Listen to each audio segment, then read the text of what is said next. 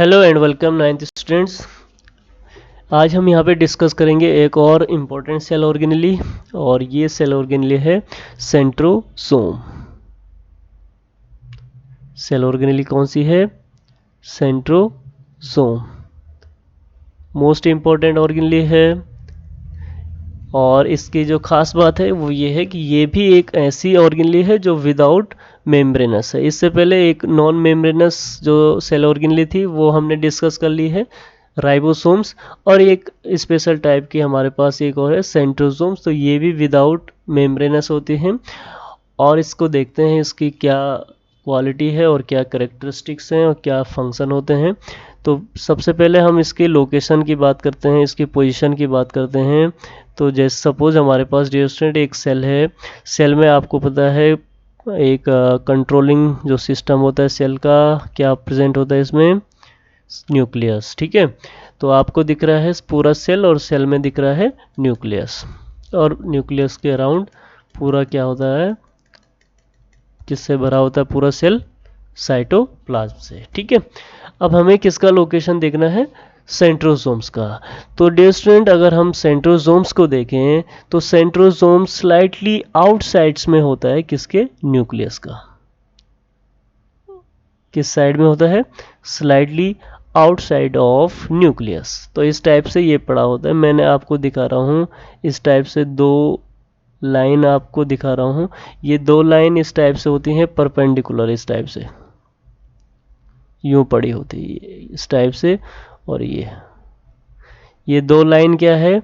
एक जो सेट होता है ये सिंगल सेंट्रियोल है, इसे हम क्या कहते हैं? Single centriole. और ये दूसरा सेंट्रियोल, ये कौन सा सेंट्रियोल है? दूसरा। तो जनरली जो सेंट्रोसोम्स बना होता है वो मेनली किससे बना होता है? टू सेंट्रियोल से मिलके बना होता है। किससे बना होता है? टू सेंट्रियोल से मिलके बना होता है। तो इस टाइप से परपेंडिकुलर आपको दिखाई दे रहा होगा, 90 डिग्री एंगल पे इसका जो स्ट्रक्चर है वो दिखाई देता है। और ये जब क्या करता है सेल डिवीजन के टाइम पे, जब हमारे सेल में क्या होती है? सेल डिवीजन होती है। और सेल डिवीजन में भी क्या होती है? एक इंटरफेज होता है और एक माइटोटिक फेज होता है। तो इंटरफेज के टाइम पे क्या होती है? इस पे कुछ फाइबर डेवलप होते हैं। क्या डेवलप होते हैं? अभी इसका पूरा अल्ट्रा स्ट्रक्चर हम देखेंगे। तो इस टाइप से इस पे कुछ फाइबर डेवलप होते हैं। इन फाइबर को हम कहते हैं एस्टर। इन फाइबर को हम क्या कहते हैं? एस्टर कहते हैं। और जनरली अगर हम देखें डियर स्टूडेंट तो एनिमल सेल के अंदर सेंट्रोसोम्स प्रेजेंट होता है और प्लांट सेल के अंदर सेंट्रोसोम एब्सेंट होता है। और कुछ स्मॉल जो प्लांट्स होते हैं, लोअर प्लांट्स होते हैं, इनमें प्रेजेंट होता है, जैसे लाइक फंजाई, ब्रायोफाइट्स, एलगी, इनमें प्रेजेंट होता है। बट जो एक्चुअल में हायर प्लांट्स है, हायर प्लांट्स के अंदर एस्टर क्या होता है? ओह सॉरी, हाँ, पूरा सेंट्रोसोम ही क्या होता है? एब्सेंट होता है। तो इसके बेस पे, क्योंकि यहाँ पे कुछ स्टार लाइक एस्टर, या इसे हम इन यही बाद में क्या होता है जब सेल डिवीजन कंप्लीट होने लगता है। सेल डिवीजन के अंदर दो इम्पोर्टेंट फेज आते हैं। आप क्योंकि डियर स्टूडेंट आप तो अभी 9th में हो, तो आगे आपके पास सेल डिवीजन का चैप्टर आएगा 11th क्लास में। तो आप वहाँ पे पढ़ेंगे कि जब सेल डिवीजन होता है तो सेल डिवीजन में दो इम्पोर्टेंट फेज आते हैं। एक होता है प्रोफेज और दूसरा होता है मेटाफेज। तो प्रोफेज में क्या होती हैं? सेल न्यूक्लियस होता है। न्यूक्लियस तो कंप्लीट यहाँ पे रहेगा। न्यूक्लियस के बाद सेंट्रियोल भी होता है। तो इसमें क्या होता है? सभी जो प्रोफेज के अंदर न्यूक्लियर मेम्ब्रेन डिसअपियर हो जाता है। ठीक है, एंड न्यूक्लियोलस भी डिसअपियर हो जाता है। और प्रोफेज के अंदर जो सेंट्रियोल है, ये सेंट्रियोल भी क्या कर जाता है? स्प्लिट कर जाता है। ठीक है, और स्प्लिट करके नेक्स्ट जो फेज आती हैं, जनरली एक और फेज आती है जिसे हम कहते हैं मेटाफेज। तो मेटाफेज के अंदर क्या होती हैं? जो क्रोमोसोम्स होते हैं वो क्या हो जाते हैं? सभी क्रोमोसोम्स एक लाइन में आ जाते हैं। सपोज ह्यूमन की बात करें तो 46 क्रोमोसोम अलाइंग विथ वन लाइन। ठीक है, तो ओनली एक इक्वेटोरियल लाइन पे क्या हो जाते हैं? अरेंज हो जाते हैं बाय सेल्फ। ठीक है, ऑल क्रोमोसोम्स। तो ये जो क्रोमोसोम्स हैं ये अटैच होते हैं with the help of centriole. तो क्या करते हैं, जो सेंट्रोसोम्स है वो क्या हो जाती हैं, यहाँ से डिवाइड हो जाती हैं और अपोजिट पोल्स की ओर मूव कर जाते हैं। इन सेल डिवीजन की बात हो रही है डियर स्टूडेंट, किसकी बात हो रही है, इन सेल डिवीजन में। तो सेल डिवीजन के टाइम पे पहला प्रोफेज आया, तो प्रोफेज में तो कोई चेंज, मतलब बहुत सारा चेंज हुआ, न्यूक्लियर मेम्ब्रेन डिसअपियर हो गया, न्यूक्लियोलस डिसअपियर हो गया, ठीक है, और सेंट्रियोल भी स्प्लिट कर गया और अपोजिट पोल्स पे मूव कर गया, ठीक है। तो इस टाइप से ये पहले हमें सेंट्रियोल यहाँ दिखाई दे रहा था, लेकिन मेटाफेज के अंदर, किसके अंदर, सेल डिवीजन के टाइम पे मेटाफेज के अंदर क्रोमोसोम्स तो इक्वेटर लाइन में क्या कर जाते हैं, अरेंज हो जाते हैं, और जो सेंट्रियोल है वो अपोजिट पोल्स पे मूव कर जाता है। और सेंट्रियोल में जो एस्टर्स हैं, एस्टर स्पिंडल फाइबर का फॉर्मेशन कर जाते हैं, और स्पिंडल फाइबर किससे अटैच हो जाते हैं, सेंट्रियोमियर से, ठीक है। स्पिंडल फाइबर जो बनते हैं इस टाइप से, तो ये प्रोटेनेशियस मटेरियल होता है इसमें, जो क्रोमोसोम्स के आर्म्स को कनेक्ट करता है। तो इस आर्म्स को जो प्रोटीन होता है उसे कहते हैं काइनेटोकोर। तो काइनेटोकोर से स्पिंडल फाइबर अटैच हो जाते हैं इस टाइप से, ये तो इस टाइप से ये स्पिंडल फाइबर अटैच हो जाते हैं, ठीक है। तो क्रोमोसोम्स का जो क्या होता है, सेंट्रोमियर है, क्रोमोसोम्स का सेंट्रोमियर जिसे कहते हैं उसे कहते हैं कंस्ट्रक्टिव पॉइंट ऑफ क्रोमोसोम, और इस कंस्ट्रक्टिव पॉइंट से अटैच हो जाते हैं स्पिंडल फाइबर, ठीक है। और स्पिंडल फाइबर किससे, जनरली ये कहाँ से प्रोड्यूस हो रहे हैं, सेंट्रोसोम से प्रोड्यूस हो रहे हैं, यानी कि सेंट्रियोल इन्हें प्रोड्यूस कर रहा है। तो इसलिए एनिमल्स के अंदर जो एस्टर होते हैं इसके बेस पे एस्ट्रल डिवीजन बोला जाता है, एस्ट्रल डिवीजन किसके केस में, एनिमल के बेस में।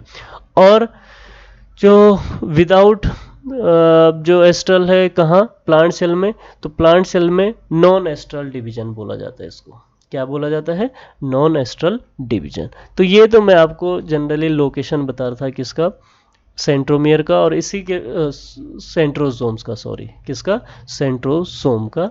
और सेंट्रोसोम्स का लोकेशन आपको पता लग गया है, और साथ ही साथ आपको मैंने इसका फंक्शन भी बता दिया है कि जो इसका मेन फंक्शन क्या होता है, सेल डिवीजन के अंदर स्प्लिट करता है, और स्प्लिट करने के बाद जो एस्टर रेज हैं वो अपोजिट पोल्स पे मूव करते हैं, और स्पिंडल फाइबर क्रोमोसोम्स के kinetochore mean centriole sorry centromere से कनेक्ट हो जाते हैं।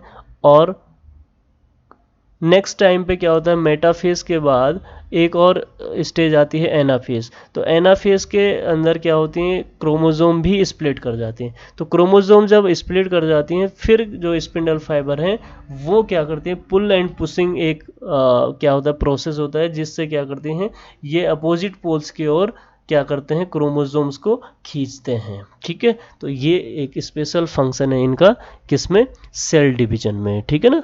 तो आपको देखते हैं इसमें किसने इसकी डिस्कवरी करी है, इसको भी देख लेते हैं। तो सबसे पहले तो मैंने आपको बता दिया है कि centrosome present in all animal cells. अगर मैं इसके करेक्टरिस्टिक्स की बात करूं तो सेंट्रोसोम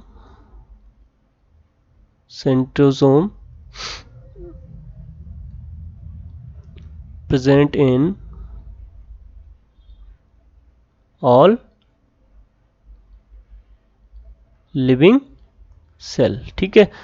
ऑल लिविंग सेल नहीं, यहाँ पे आएगा all animal cell,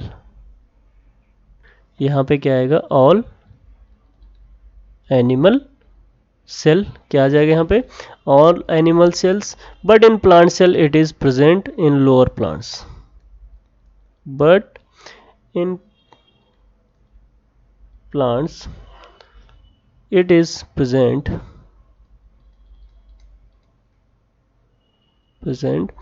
in lower plants only, lower plants only, fungi, bryophytes, algae, और एल्गी में except red algae, red algae में एब्सेंट होता है, रेड एल्गी। ठीक है, दूसरी जो कंडीशन है यहाँ पे आएगी वो है टर्म जो दिया था सेंट्रोजोम टी बोवेरी ने टर्म दिया था किसका, सेंट्रोजोम्स का, इन 1888 coined the term centrosome,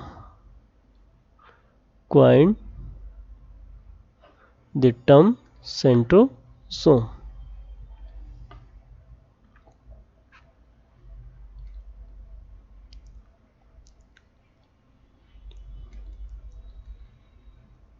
coined the term centrosome, right. तो इस टाइप से ये एक इम्पोर्टेंट फैक्ट हो गया सेंट्रोसोम्स का। ठीक है, फिर मैंने आपको बताया है ऑन द लोकेशन के बेस पे कि यहाँ पे जो अरेंजमेंट होता है सेंट्रोसोम्स किसका बना होता है, सेंट्रियोल का। और सेंट्रियोल हमें कैसे नज़र आते हैं सेल के अंदर, परपेंडिकुलर नज़र आते हैं। ठीक है, तो each centriole is made of each centrosome, next आ जाएगा यहाँ पे, each centrosome consist of, each centrosome consist of two sets of centriole, two sets of centrioles। ठीक है, two sets of centrioles called diplosomes। इसी के बेस पे इसको क्या कहा जाता है, कॉल्ड डिप्लोसोम्स। ठीक है, डाई मीन्स क्या होता है, दो। ठीक है, तो डिप्लोसोम्स मीन्स, सोमा मीन्स क्या हो जाएगा, बॉडी। ठीक है, तो दो सेंट्रियोल से मिलके बना होता है एक सेंट्रियोसोम। ठीक है, इतनी बात समझ में आ गई। अब आगे देखते हैं इसका स्ट्रक्चर के बेस पे, और भी इसके कुछ कैरेक्टर हैं। तो सबसे पहले हम यहाँ पे बना लेते हैं एक स्ट्रक्चर क्रोमोसोम का, ultrastructure TS of centrosome. तो सेंट्रोसोम्स का यहाँ पे हम टीएस बना लेते हैं। तो डियर स्टूडेंट, यहाँ पे हम एक सेट ले रहे हैं किसका, सेंट्रियोल का। तो एक सेट ले रहे हैं हम यहाँ पे सेंट्रियोल का, तो हम समझेंगे each centriole made of 9 set of triplet arrangement of microtubules. तो यहाँ पे जो सेंट्रियोल है, ये जो सेंट्रियोल एक सेट, क्योंकि हमने आपको बताया था कि जो सेंट्रोसोम है वो किससे बना होता है, 2 सेट्स ऑफ सेंट्रियोल। हम यहाँ पे क्या ले रहे हैं, केवल एक सेट ऑफ सेंट्रियोल। तो एक सेट ऑफ सेंट्रियोल भी यहाँ पे भी हम देखेंगे। पहले तो हमने कहा centrosome made of 2 set of centriole. अब यहाँ पे हम कहेंगे एक सेट ले रहे हैं। अब यहाँ पे हम केवल एक सेट ले रहे हैं सेंट्रियोल का, और इसमें भी हम कहेंगे 1 set of centriole made of 9 triplet microtubules. तो इसमें आप देख रहे हैं, यहाँ से हम नंबरिंग करते हैं। ट्रिपलेट में यहाँ पे 3 ट्यूब्यूल्स यूज होंगे, और इस ट्रिपलेट को हम रिप्रेजेंट करते हैं ए, बी एंड सी से, ए, बी एंड सी। तो ये माइक्रोट्यूब्यूल्स हैं, माइक्रोट्यूब्यूल्स। ठीक है, तो इन माइक्रोट्यूब्यूल्स से एक पूरा अरेंजमेंट है किसका, सेंट्रियोल का। तो टोटल अगर हम इनकी नंबरिंग करें तो यहाँ से रहते हैं 1 2 3 4 5 6 7 8 एंड 9। तो कितने सेट हो गए, 9 सेट का हो गया। और कैसा, ट्रिपलेट नेचर का, ट्रिपलेट माइक्रोट्यूब्यूल्स। अब ये जो ट्रिपलेट माइक्रोट्यूब्यूल्स हैं ये अटैच होते हैं विद किसके साथ, यहाँ पे होता है एक dear student cart wheel structural, जिसे कहते हैं सेंट्रल रॉड हब। इसे क्या कहते हैं, ये हब कहते हैं इसको, इसे कहते हैं card wheel structure central rod, और इसको सिंपल फॉर्म में क्या कहते हैं, हब कहते हैं। ठीक है, तो ये ऑल जो 9 ट्रिपलेट हैं ये कनेक्ट होते हैं किससे, सेंट्रल हब से कनेक्ट होते हैं। सेंट्रल हब से कैसे कनेक्ट होते हैं, तो यहाँ पे क्या होते हैं, कुछ फाइबर्स होते हैं। क्या होते हैं, कुछ इंपॉर्टेंट फाइबर्स आपको दिख रहे हैं। तो कितने फाइबर हैं, इनको हम कहते हैं 9 स्पोक्स। इन्हें हम क्या कहते हैं, 9 स्पोक्स, 9 स्पोक्स कहते हैं इसको। ठीक है, 9 स्पोक। तो आपको क्या दिख रहा है, पेरिफेरल जो पोजीशन है या पेरिफेरल जो अरेंजमेंट है सेंट्रियोल में माइक्रोट्यूब्यूल्स का, वो तो कितना है, 9 है। ठीक है, और सेंटर में क्या है, 0। सेंटर में 0 माइक्रोट्यूब्यूल है और पेरिफेरल में 9 क्या है, माइक्रोट्यूब्यूल्स का सेट है। तो इसके बेस पे इसे इसके लिए एक टर्म यूज किया जाता है सेंट्रियोल का, जो माइक्रोट्यूब्यूल्स हैं इनके अरेंजमेंट के बेस पे, तो इससे बोला जाता है 9+0 arrangement. 9+0 arrangement,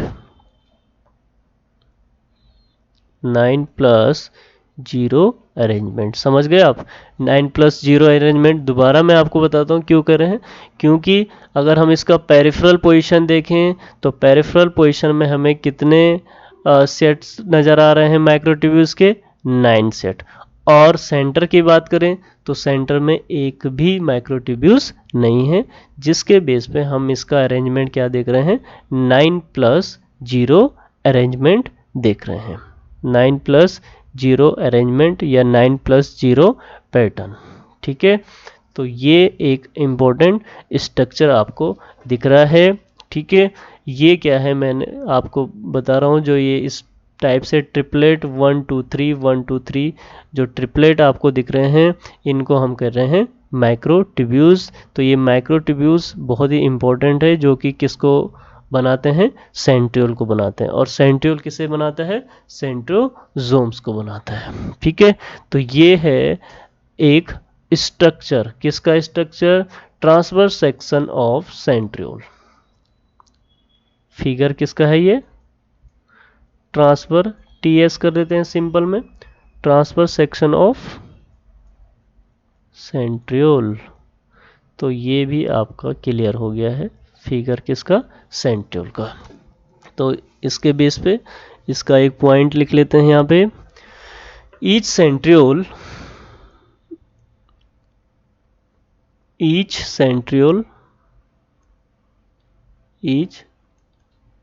centriole is made up of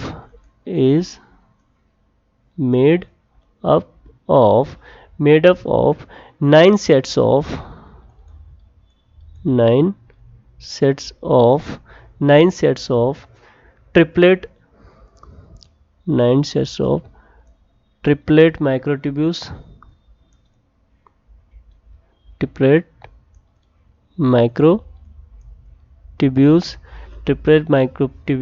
arranged parallel to each other, arranged parallel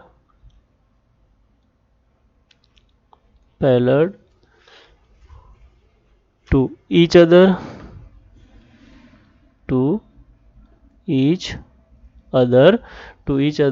forming a cylindrical structure। कैसा स्ट्रक्चर फॉर्म कर रहे हैं, forming two cylindrical structure 9+2 arrangement, cylindrical structure 9+0 arrangement. क्योंकि आपको पता है सेंटर में कोई भी माइक्रोट्यूब्यूल्स नहीं है, तो इसके बेस पे क्या हो गया, ये 9+0 अरेंजमेंट। ठीक है, अब इसके फाइनली हम फंक्शन मैंने आपको पहले भी बता दिए हैं, लेकिन फिर भी यहाँ पे लिखते हैं।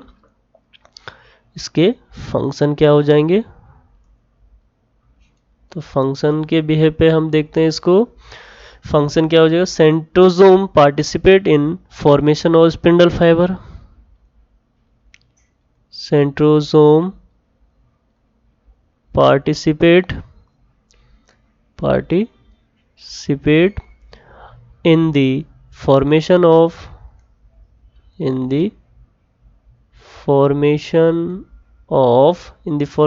Spindle fibre. किसके फॉर्मेशन में, स्पिंडल फाइबर के फॉर्मेशन में हेल्प करता है। ठीक है, basal body of cilia, basal body of cilia. ठीक है, जो सीलिया होते हैं, कुछ सीलिया लाइक टिश्यूज होते हैं, तो इनके बेसल बॉडीज का फॉर्मेशन करते हैं इट इज। ठीक है, तो ये किसमें, centriole participate in the forming of spindle fibre and basal body of cilia. ठीक है, तो ये इसका इम्पोर्टेंट फंक्शन है। ठीक है, और अरेंजमेंट कैसा हमें दिख रहा है, 9+0 अरेंजमेंट। ठीक है, और एक और जो मैंने आपको बता दिया है, इसका जो फंक्शन है वो किस में हेल्प करता है, हेल्प इन सेल डिवीजन। किस में भी हेल्प करता है, सेल डिवीजन में हेल्प करता है, क्रोमोसोम्स के अरेंजमेंट में हेल्प करता है। तो ये पूरे प्रोसेस किसके अंदर आएंगे, सेंट्रोसोम्स के अंदर। तो होपफुली आपको काफ़ी क्लियर हुआ होगा ये सेंट्रोसोम्स। ठीक है, तो इससे रिलेटेड क्वेश्चन आ जाते हैं हमारे पेपर के अंदर, तो आप जो है इसलिए इसे अटेम्प्ट कर सकते हैं। ठीक है ना, थैंक यू सो मच।